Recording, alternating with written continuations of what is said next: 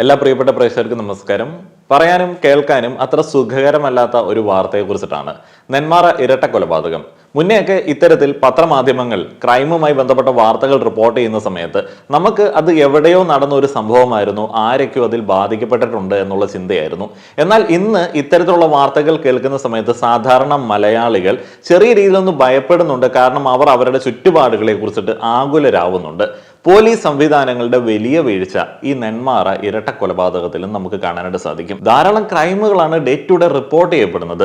Murders തന്നെ എത്രയാണ് ഒരു മാസം തന്നെ റിപ്പോർട്ട് ചെയ്യുന്നത്, അതിക്രൂരമായിട്ടുള്ള മർഡേഴ്സ് വരെ. കഴിഞ്ഞ ആഴ്ച 3 ആളുകളെ നിഷ്ഠൂരം കൊലപ്പെടുത്തിയ ഒരു യുവാവിനെ കുറിച്ചിട്ട് നമ്മൾ വാർത്തയിൽ കേട്ടതാണ്. ആ ഒരു ക്രൂരകൃത്യം നടത്തിയതിന് ശേഷം തെളിവെടുപ്പിനൊക്കെ കൊണ്ടുവരുന്ന സമയത്തും പ്രതിക്ക് യാതൊരുവിധ ഭാവവ്യത്യാസവും ഇല്ല. അദ്ദേഹം വീണ്ടും വെല്ലുവിളികൾ ഉയർത്തിക്കൊണ്ടിരിക്കുകയാണ്. പ്രതി മയക്കുമരുന്ന് ഉപയോഗിക്കുന്ന ആളാണ്, അതിന് അഡിക്റ്റ് ആണ് എന്നൊക്കെ നാട്ടുകാർ പറയുന്നു, പോലീസ് പറയുന്നു. എന്തൊക്കെ മയക്കുമരുന്ന് ഉപയോഗിക്കുന്ന ആളുകളാണ് എന്നുണ്ടെങ്കിലും, ഏതൊക്കെ ഇൻഫ്ലുവൻസിന്റെ പുറത്താണ് ക്രൈം ചെയ്തിട്ടുള്ളത് എന്നുണ്ടെങ്കിലും, ഇതെല്ലാം സാധാരണ ആളുകളുടെ സുരക്ഷയെ ബാധിക്കുന്ന സംഗതികളാണ്. പോലീസ് ഇപ്പോൾ ഊർജിതമായിട്ട് അന്വേഷണം നടത്തിക്കൊണ്ടിരിക്കുന്നത് ചെന്താമര എന്ന പ്രതിയെ പിടിക്കാൻ വേണ്ടിയാണ്. ഇവിടെ പ്രതിയെ കൊണ്ട് ഈ ഒരു കൃത്യം നടത്തിപ്പിച്ചത് ഒരു ഡ്രഗ് ഇൻഫ്ലുവൻസ് അല്ല, അന്ധവിശ്വാസമാണ്. എന്തൊക്കെ പറഞ്ഞു എന്നുള്ളൊരു അന്ധവിശ്വാസത്തിലാണ് ഇപ്പൊ ഇത്രയും 3 കൊലയും നടന്നത്. ആ പേരിലായിരുന്നു അവരുടെ കുടുംബം തകർത്തിയത് ഇവരാണെന്നൊക്കെ പറഞ്ഞിട്ടാണ് ഒരുപാട് ആരോപണങ്ങളായിട്ട് അയാൾക്ക് അങ്ങനെ ആ മൈൻഡിൽ അതിനെ കയറിയിരിക്കും. കൊല്ലണം അല്ലാണ്ട് മാനസികരോഗമായിട്ടൊന്നുമില്ല അയാൾക്ക്, ഒരു പ്രശ്നമില്ല അയാൾക്ക്, ഒറ്റ പ്രശ്നവുമില്ല. വ്യക്തിവൈരാഗ്യം തന്നെയാണത്. ഈ കുടുംബമായിട്ടാണ് അവരുടെ കുടുംബം തകർന്നു എന്നുള്ളതാണ്. നിരപരാധികളാണ് അവർ. ഈ മരിച്ച 3 പേരും ഒന്നും മനസ്സാ വാച കർമ്മം ഒന്നും പറഞ്ഞിട്ടില്ല, സാധുക്കളാണ്. എന്താ പറയാ, ഒരു ക്രൂരന്റെ കൈ കൊണ്ട് ഒരു കൊന്നും അവര് അത്ര വെട്ടി ചെന്താമരയുടെ ഭാര്യ പിണങ്ങി പോകാനുള്ള കാരണമാണ്. അതെ, ഭാര്യ പിണങ്ങിപ്പോയി, മകളും. പക്ഷെ അയാളുടെ ക്രൂരത കൊണ്ടാണ് പിണങ്ങിപ്പോയത്. അവര് ആ കൈ അവന്റെ അയാളുടെ കത്തി മണിയും രക്ഷപ്പെട്ട് ഓടിയത് അവര് അമ്മയും മോളും. അതാണ് സത്യം, വാസ്തവമാണ്. അവര് അവിടെ ഇട്ട ഡ്രസ്സോടെ ഇട്ട് ഓടിപ്പോയത് അവര് അമ്മയും മോളും. പക്ഷെ കാരണം ഇവരാണെന്ന് പറഞ്ഞിട്ടാണ്. അപ്പൊ അയാൾക്ക് ഈ മനസ്സെന്ന് പറഞ്ഞാൽ ഈ അന്ധവിശ്വാസം കുറച്ച് കൂടുതലാണ്. അപ്പൊ ഈ പണിക്കൊരു ജോത്സ്യരെടുത്ത് കൊണ്ടേക്കാണ്. അപ്പൊ കണ്ടപ്പോ അവര് പറഞ്ഞത്ര അയൽപക്കത്തില് ആ മുടി നീളം വളർത്തിയിട്ടുള്ള ഒരു സ്ത്രീയാണ് നിങ്ങളുടെ കുടുംബം തകർക്കാൻ കാരണമാണ്. അപ്പൊ ഇവിടുത്തെ ചേച്ചിക്ക് നല്ല സജിത ചേച്ചിക്ക് നല്ല മുടിയാണ്.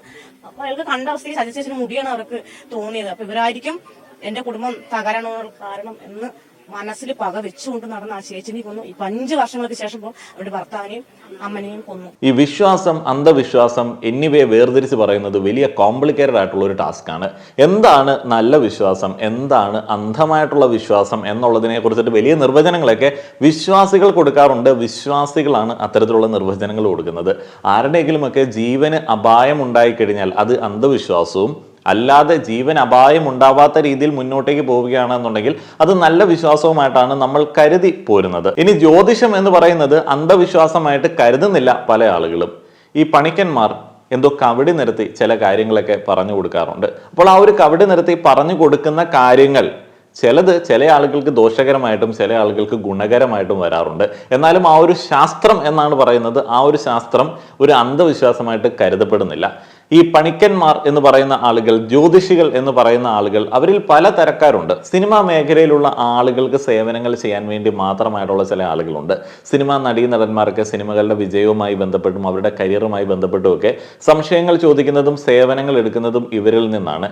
ബിസിനസ്സുകാർക്ക് മാത്രമായിട്ട് ഒരു വിഭാഗം ആളുകളുണ്ട്. ബിസിനസ് ഡീലുകൾ, ലാഭം നഷ്ടം എന്നീ കാര്യങ്ങളെ കുറിച്ചിട്ട് സംസാരിക്കുന്നത് അവരാണ്. ഇനി റാൻഡമായി എല്ലാ കേസും ഡീൽ ചെയ്യുന്ന ഒരു കൂട്ടം ആളുകളുണ്ട്.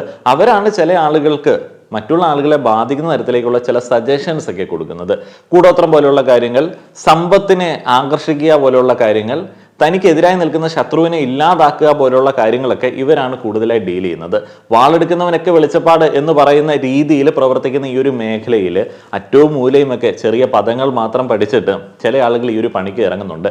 ചെന്താമര എന്ന ഈ ഒരു ക്രിമിനലിന് എല്ലാവിധ സപ്പോർട്ടും ചെയ്തത് അയാൾ പണിക്കനായി കൺസിഡർ ചെയ്യുന്ന ഒരു വ്യക്തിയാണ്. അയാൾ പറഞ്ഞു, നിന്റെ കുടുംബത്തെ ബാധിച്ചിരിക്കുന്ന പ്രശ്നം അയൽവക്കത്തുള്ള മുടി നീട്ടി വളർത്തിയ ഒരു സ്ത്രീയാലാണ്. അപ്പോൾ ആ ഒരു സ്ത്രീയാണ് ഇതിനെല്ലാം കാരണം. അങ്ങനെ പണിക്കർ എന്നൊക്കെ ആളുകൾ വിശേഷിപ്പിക്കുന്ന, ചെന്താമര തന്നെ വിശേഷിപ്പിക്കുന്ന ആളാണ് അയാൾക്ക് ആദ്യം മർഡർ ചെയ്യാനായിട്ടുള്ള പ്രേരണ നൽകുന്നത്. ആ ഒരു കൊലപാതക സാഹചര്യങ്ങളെ കുറിച്ചിട്ട് പറയുകയാണെന്നുണ്ടെങ്കിൽ ഇദ്ദേഹത്തിന്റെ കുടുംബ ബന്ധത്തിലെ ചില പ്രശ്നങ്ങൾ, എന്തുകൊണ്ടാണ് കുടുംബബന്ധത്തിൽ പ്രശ്നങ്ങൾ ഉണ്ടാവുന്നത്? ആ ഒരു കുടുംബത്തിലെ ചെന്താമര എന്ന വ്യക്തിയുടെ ചില സ്വഭാവങ്ങളാണ് കുടുംബബന്ധത്തിലെ പ്രശ്നങ്ങളുടെ കാരണം.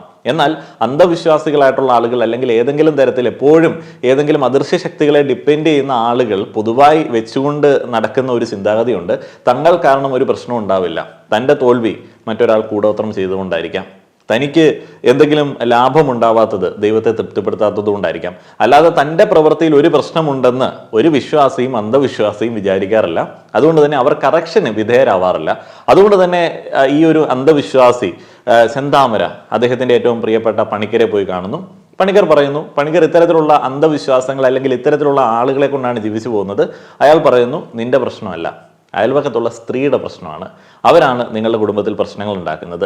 ആ ഒരു കുടുംബമാണ് പ്രശ്നം. ഈ പ്രേരണയിലാണ് ഇപ്പോൾ മരിച്ച സുധാകരൻ്റെ ഭാര്യയായിട്ടുള്ള സജിതയെ 2019 ഇയാൾ കൊലപ്പെടുത്തുന്നത്.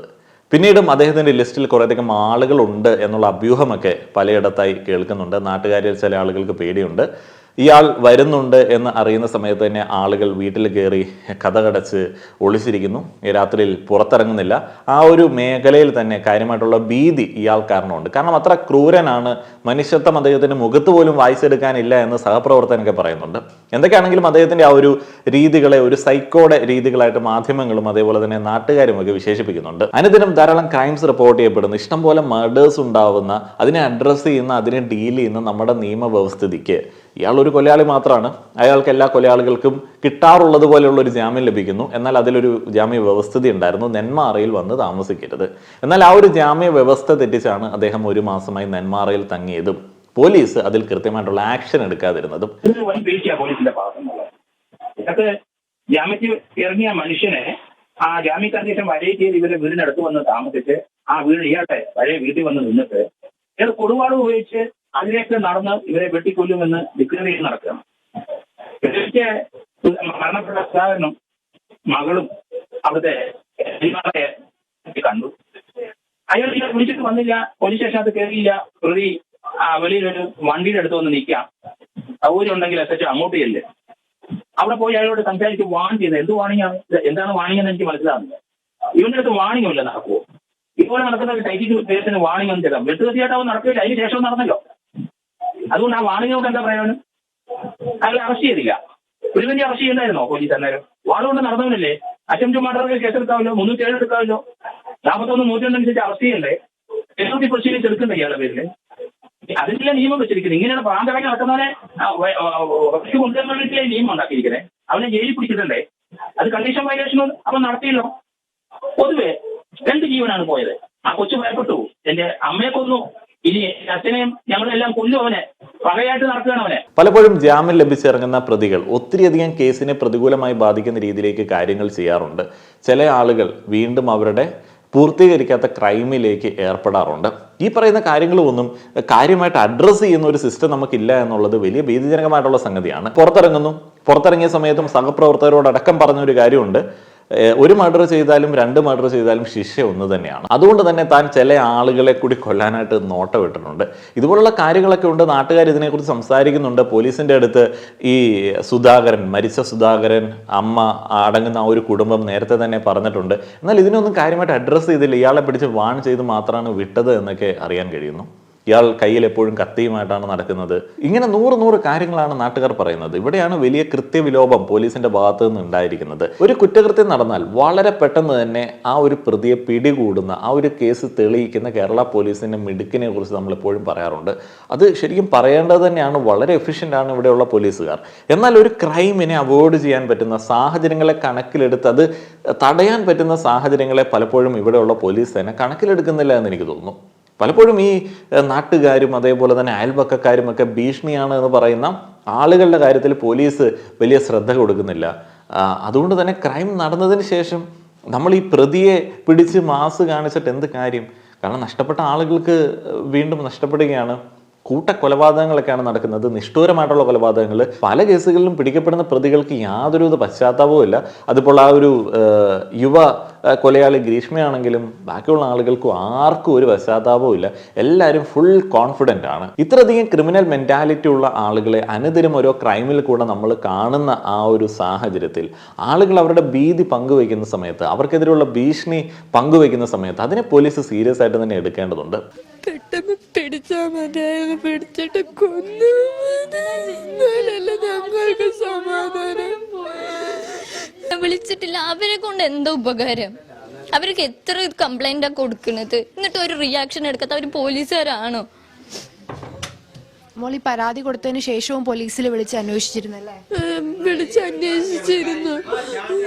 ഒരു ഭീഷണിയെ പോലും, ഒരു പേടിപ്പിക്കലിനെ പോലും, നിന്നെ ഞാൻ വെച്ചേക്കത്തില്ല എന്ന് പറയുന്ന ഒരു കൊച്ചു പേടിപ്പിക്കലിനെ പോലും നമുക്ക് തള്ളിക്കളയാൻ പറ്റുന്ന സാഹചര്യമല്ല. കൊച്ചുകുട്ടി എന്നൊന്നുമില്ല, എല്ലാ പ്രായക്കാരും ഒരു ക്രൈം ചെയ്യാനായിട്ട് റെഡി ആയിട്ട് നിൽക്കുന്ന ഒരു അവസ്ഥയുണ്ടോ എന്ന് പോലും ആളുകൾക്ക് തോന്നുക സ്വാഭാവികമാണ്. കുറച്ചും കൂടെ സീരിയസ് ആയിട്ട് ഈ ഒരു കാര്യങ്ങളെ കൺസിഡർ ചെയ്യണം.